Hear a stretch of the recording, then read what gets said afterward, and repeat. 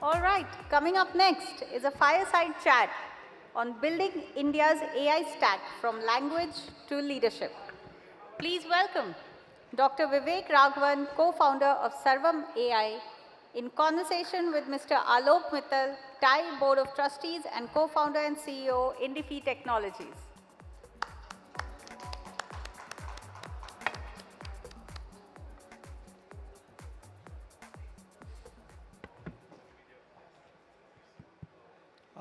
Welcome, Dr. Raghavan. It's a pleasure to have you here. A quick round of applause for Sarvam and what they're doing. I think they've made all of us proud. I remember a global leader coming 2 years back and saying India should not build foundational models. So I'm very glad that someone stood up and said we are going to build our foundational models. So thank you for that. I'm going to start. With that as the thread. And there is a lot of conversation around sovereign technology. Right? I want to peel the onion on that to understand where you think the motivation for sovereign technology should be the highest. Because there are really, even if you look at the AI stack, there are multiple layers there. Does everything need to be sovereign? What is the argument and how specific can we get about what we absolutely need to own and build? Vis-a-vis where is it that we should utilize the scope and scale of global technology? Yeah, first of all, thank you so much for having me here. And I think it's a good question to be able to define, what sovereign really means in the AI stack, right? And I think you can look at sovereign at many different levels, depending on what kind of things you're trying to achieve. I think when you look at, and of course, the reason we started Sarvam in the first place is we said that this is a foundational technology. It's a technology that's going to be really important, and we need kind of companies in India which need to understand this, right from the fundamental level all the way to where people are, using applications. So one thing, of course, is that when you look at, one is, of course, let's say I want to train a model from scratch. That's one kind of a thing. And I think that why is that important, right? It is important for 2 or 3 reasons. One is that, this is a core technology. If you actually stop training fundamental models, then you will not know how to train fundamental models. And it's very clear, right, in the world, there are going to be 2 AI powers. Clearly, the United States and China are very clearly AI powers. It's not clear any other country is actually going to join them. And we've got to say, and this is, I think as a technology from the impact of which it can have, I think what I can compare it to is actually only nuclear technology, right? You can say that, hey, you have nuclear haves, and you have nuclear have-nots. And they have different, it's not an equal world. And I think the AI world also, there is a danger of this thing happening, right? So certainly for things that we think are, national security or things that are fundamental, I think for that purpose, a country like India, which has global aspirations, must be a builder of this technology from scratch. Let me just push back against that. And I know this analogy of nuclear technology comes across very often. Yes. And at least to me, it's not clear that that's the right analogy. Okay. India does not still own its own email service. All of us are on gmail.com. Yes. Right? So we are giving away our data to global tech firms. Day in, day out. Right? And evidently, it has not had any severe costs. I'm not talking commercially, but it's not had costs that are related to sovereignty. Why are AI models, or if it's not the model, it's the hosting layer, or it's the data, where does in that layer sovereignty becomes a concern? And again, there are 2 elements to it. One is the defensive element of it. Right? Second is, hey, there are capabilities that no one else is going to build for us. We need to build for ourselves. So I get that notion of sovereignty, right? So where do you kind of see? The reason I'm asking this question also is for entrepreneurs in the audience to start focusing on saying, hey, these are the areas that we must own versus these are the areas that we are going to lean on. Yeah. I think, let me try to actually continue in the sense that, as you said, there are cases where you're trying to train a model from scratch. The next layer of things is actually to be able to host existing models, right? Or models that you have, maybe you start from something, you fine tune it, but you are able to host it.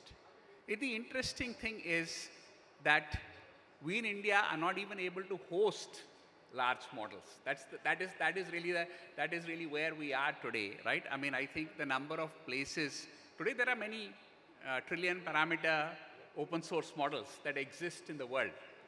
But even the ability to take that and actually serve it in an efficient way is something that, we need to be able to do. And that's another level of, because otherwise what you're doing, you're actually just, if you're using a service that's running out of the country, you're actually exporting your data and importing intelligence, right? So therefore, at the very least, you need to get to a place where we can host models efficiently, right? That's one thing. Yes. And of course, the third thing is that even if you're using a frontier model of some kind, the goal should be to actually use it as an API, not as an application, because I think then, in the end, the most important thing is actually the memory, right, of all of these situations. And being able to control that is something that is almost critical to every enterprise and everybody that you should be thinking about. So therefore, I think that these are the three layers at which you should be thinking about as AI sovereignty, and depending on where you are, you need to work on the appropriate layers. Do you think memory starts to over time develop as a separate layer distinct from the model? Because today the memory is embedded in the model. Not in the model, but in the usage of the model. Yeah. So I think, see, one of the things, the model themselves, LLMs themselves are stateless, right? There is no, every time you have to give it the context and it is generating something. But we see more and more there are these harnesses, right, which are actually working along with the model, where you see the greatest value in many of these agentic systems, building those harnesses and the relationship. And you see a Claude or somebody is actually kind of moving up from the model, and the model itself is having further capabilities, but how you experience this is actually in the harness layer of those kinds of things. And the more these things happen, more and more, whether it is, more and more industries and startups are getting gobbled by these kinds of things. So I think, and unless we build strength in these kinds of things, we'll be sitting ducks in many of these areas. And so there is a lot of value in what the harness brings to us. At the same time, there are a lot of startups that are getting consumed by it because of vertical extension. To the entrepreneurs in the audience, what would be your advice, right? What kind of opportunity should they target in this space? What is defensible? See, I think what is defensible is a challenge in this time, right? But I think it is also a time of amazing kind of, innovation, right? If you actually imagine something, you can do it. Literally, that is really the way that we can do things. So leveraging everything that is there, I think, is a fundamental thing that you should do. I think there's no point of saying, but then go a little bit more. In the end, the only moat is how close you are to the customer or the problem that you're solving. And I think that's the only thing that I can think of. Let me put the question differently. Yes. Which is your favorite Indian AI startup other than Sarvam? I don't know. I suppose the company which has probably made the most waves is maybe Emergent. I think that at least they're doing something that is interesting, and I think they've got a lot of momentum globally, and so. And so I'll extrapolate this to say you consider that the harness that they have developed, essentially, the product layer that they have developed, is hence defensible over time. I don't know. I think it may be. I think that if you look at it, I think one of the ways to think about it is, today we see coding as a very critical, the most, I would say, the killer use case, right, of AI at this stage, which is, I think, more than anything else. And I think but if you think about it carefully, it is actually a combination of a model and a harness in service of a vertical. So I think that same principle could be say, you identify your vertical, but you think all the way from, how you're going to build models, how you're going to fine-tune models, how you're going to make it work in a harness and actually provide, full solutions, right? Which are actually, and that's something that I think is going to be defensible over time. Just switching gears, you've also, publicly spoken about, the resource constraints to AI, whether it is data, talent, capital, and I think you've spoken about each of those. Where do you think that equation sits today in the Indian context? Availability of large-scale data, especially in things like local languages and so on that you focus on. You have commented on, availability of patient capital and large-scale capital. How's that ecosystem shaping up, and what are your kind of biggest concerns about resource availability? See, I think that as far as data is concerned, I think there's two kinds of data, right? There is data which we say is, and not in the traditional sense, but I'll use the word data at rest and data at motion. Data at rest is actually the data that exists on the internet pretty much, or through traditional sources where everybody has used already at some stage. The second kind of data is actually synthetic data, which today models are very good at. And if you make clever pipelines, you can actually create very, very high quality data. And if everybody is looking at specific domains and things like that, you want to use that kind of data. But the third kind of data is actually data of usage. That is the most valuable data on how people use. How did Claude get so good at coding? It's actually people used it, and that data was actually, and that is really the highest quality data that you look at it, and which I'm calling as data in motion, right? That is data which is being created in the service of of building an application that uses AI by itself. And where does the constraint sit here, especially See, in your work at Sarvam? I think the first and the second, there is not really first, everything is available, people can use it. The second one, as synthetic data, if you're clever, you can create lots of good synthetic data. The third one is you need to get market share. If you don't have market share, you don't get that kind of data. So that's as far as the data is concerned. See, as far as capital is concerned, I think that we have been somewhat lucky. We have had access to some amount of capital, but as a country, the amount of investment, and here I'm not talking about government investment. I'm talking about investment by by the private sector, by industry and other things. Has not been what it could be. I mean, that's just a thought. I think maybe it's a mindset, right? I mean, these are, as we say, when you're talking about deep tech, right?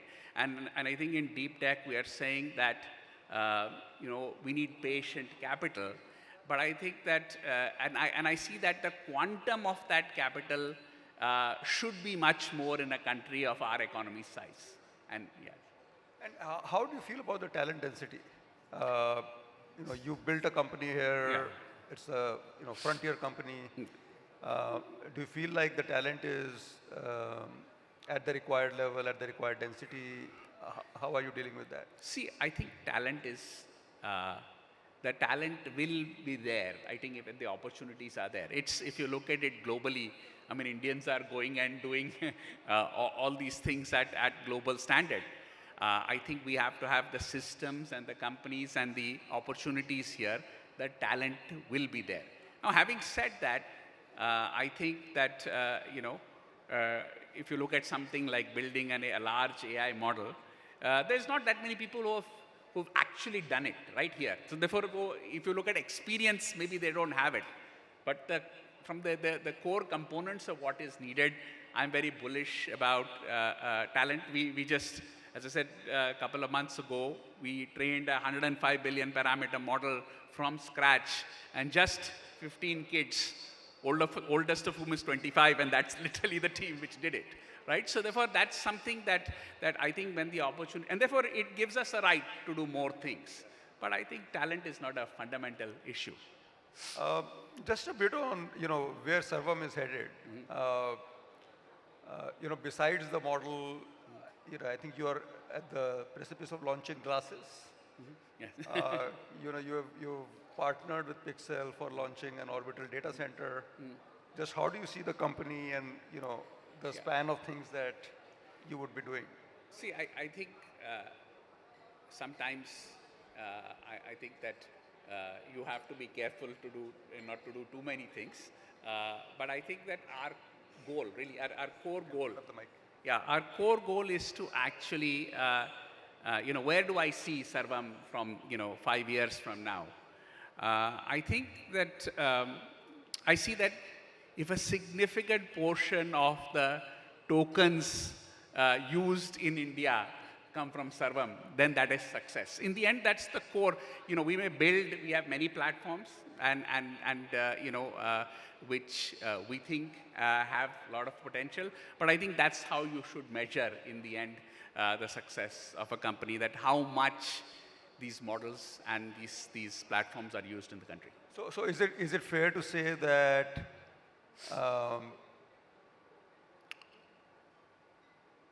activating multiple modes of usage, and I will take glasses as one mode of Yes, usage, absolutely. would be a higher priority than necessarily owning the infrastructure to serve this up? No, I think you have to do both. Owning the infrastructure is fundamental, because I think compute is really the very important, because if you don't control the compute, then it becomes, I think, harder to deal with some of these things. But having said that, building the use cases where these models can be used is something that is And important. in that equation, where is it that you would want to rely on the ecosystem of entrepreneurs that exists out there vis-a-vis doing things in-house? No, I think the AI game is definitely an ecosystem game. We need to work with partners. Already, I would say hundreds of companies leverage our APIs. We have startup programs for people who want to do those kinds of things. We're also looking for partners to actually implement solutions that use some of our platforms. So I think it is very much, as a company, we are a technology company. I think that we have to have partners to make this successful and at the scale that we want to make it happen. Oh, that's great. And so entrepreneurs in the audience is looking at partners to co-build solutions and take the models and the capability out. So please do approach Professor Dr. Raghavan regarding that. If there are any questions in the audience, I'm happy to take that. Otherwise, I could go on with this conversation. It's very exciting for me personally.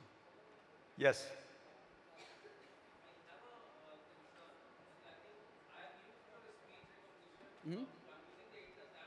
Yes. Yes. Study in top private schools in India. It has been more than 30 seconds. It is still working. And it will be stay like this for minutes. So here I think there is a concern for speed. And when I compare it with Google Gemini, that comes in seconds. I understand the scale is different, Yes. but it's still, I've seen this. Okay, now I have got some result. It's like about a minute. Yeah. The speed is a concern here. The voice recognition part, I think it works better than Meta and probably better than Google. So I would really like to compliment them. But this speed is a concern for me. No, I think so. I think one of the things, firstly, we take your feedback, but I think the thing that, I mean, let me be also slightly frank about how this works. We have this Indus app, right? And we want to give it to people. But in the end, we are actually competing against somebody who has invested hundreds of billions of dollars and is giving it for free, right? The more users I have, the more I actually lose money in this scenario. But I think, still, having said that, having a wonderful experience is very, very important, and you will see. And I think that we are going to be, putting some more things out. You'll see all kinds of exciting things. We are certainly going to be very ambitious about what we do. And I'm glad that you think our speech models, and I agree with you that our speech models are the best. No, and the era of free tokens may be coming to an end. Tokens will migrate to the best economic value, which seems like is in coding these days. So we'll figure that one out. Yes.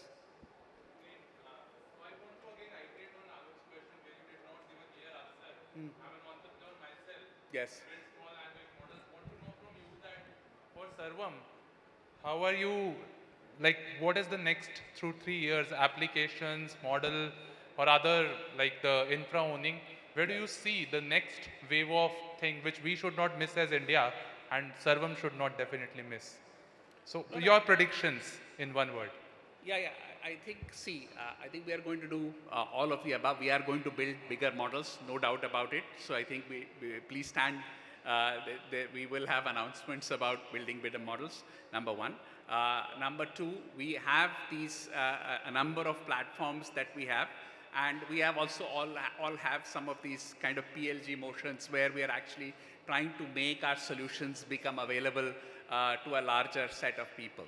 So that's something that, so it's all of the above, and I think that hopefully, I mean, maybe in the next month we will have some interesting announcements to make.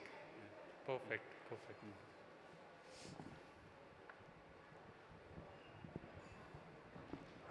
Maybe I missed it. If I'm repeating, let me know. So they are saying that India should focus on applications and not much on LLMs. So do you think we should focus on LLMs? And if that is the case, what are the top 3 LLMs we should build over the next 3 years?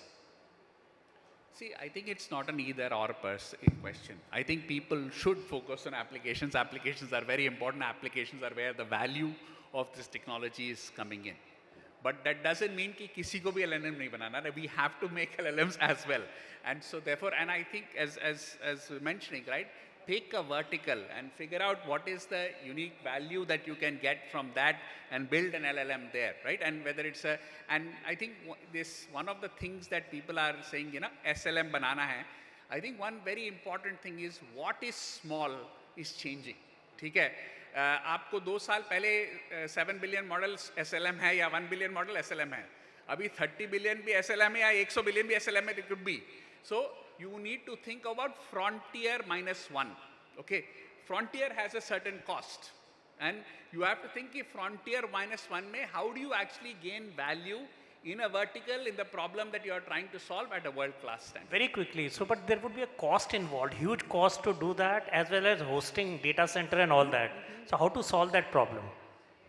No, so I think it is definitely, it is capital game. You have to have, and the only way in getting capital is to meet certain milestones, and then you have the right to access the next level of capital, and that is the way it works. I think, if I may add here, one of the things that has become, or is becoming more and more apparent, there was, 12 months back, there was a narrative of the frontier models will kill everything else.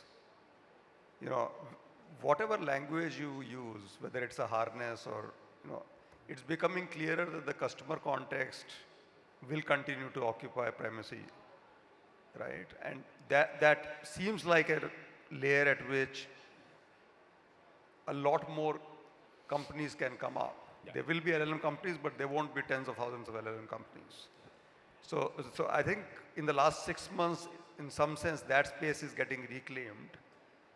Would that be an accurate? No, and I think, I think if you look at some of the things that have been happening with Claude, whether look at co-work or various things, I think very exciting things are happening. But I'm predicting in 6 months there will be many companies who will have that kind of an ability, which will, and that's something that you can then, again, it comes back to context, which is then related to the business problem you're trying to solve. We'll take one more question. Yeah, there at the back. Yeah, that's good. Question is about word as a token. Compared to this, have you tried phonetics as a token for Indian languages? Phonetics works beautifully as tokens. Or are we just going hook, line, and sinker into this NLP to transformer copycat? Or is there an alternative to all this? Markov's chain, for instance, Markov's chain doesn't work for Indian linguistics, right? Indian languages, because there's a logic to it. So I think, of course, Indian languages are phonetic, but what a token is, right? Like, if you're pretty much now every kind of model is an LLM of some kind, right? So even a speech model, all you have is audio tokens, right? So therefore, in the end, there are many domains in which you have tokens, and you could make a phonetic token as well, which takes advantage of the fact that Indian languages are fundamentally. But the interesting part is that there is a convergence of architectures across modalities that is happening, and certainly you can do all of those things in what you do. Well, thank you so much for your time, Dr. Raghavan, and thank you for the work you're doing at Sarvam. I think you have instilled a sense of confidence amongst many of the AI entrepreneurs in the country, and that's an invaluable contribution. Yeah, thank you. And I think that's very, very important. I think we have to believe that India can. And I think that's, if I want to leave you with one thing, that's right. Thank you. Thank you. Thank you, sir, for such an interesting session. We would like to present our panelists with a token of appreciation from TAI.